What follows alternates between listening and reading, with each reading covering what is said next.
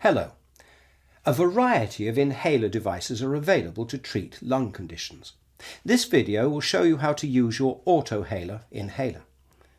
If you use your inhaler correctly, you'll get more of the medication into your lungs, giving you better control of your breathing problem. But if used incorrectly, you may have poor control of your condition, with the risk of side effects such as a sore throat or mouth infection.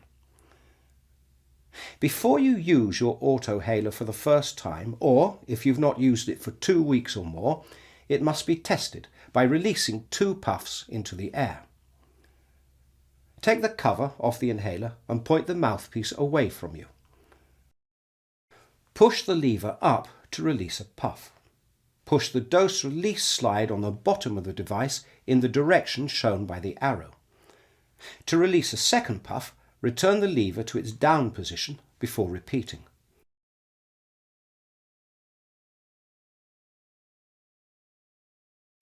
Once finished, return the lever to its down position until you're ready to take your medicine.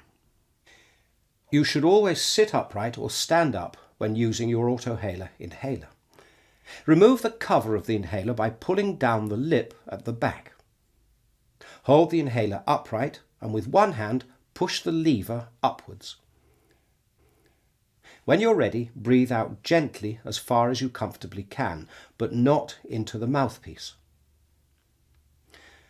Place the mouthpiece into your mouth and between your teeth, but don't bite down on it. Close your lips around the mouthpiece to form a tight seal, and tilt your head back slightly. Make sure that your fingers are not blocking the air vent on the bottom of the inhaler. Now breathe in slowly and deeply. You'll hear a click and feel a puff of medication, but you must continue breathing in. Remove the inhaler from your mouth while holding your breath for up to 10 seconds or for as long as is comfortable for you.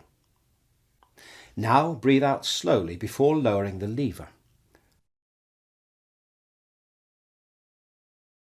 If your doctor has told you to take 2 puffs of your inhaler, repeat the whole sequence again. Remember, you must push the lever up before using the inhaler and push it down afterwards. Once you're finished, replace the mouthpiece cover and store in a dry place. If your inhaler contains a steroid, brush your teeth or rinse your mouth with water and spit it out after every use to prevent mouth infections. Ask your pharmacist if you're unsure whether your inhaler contains a steroid.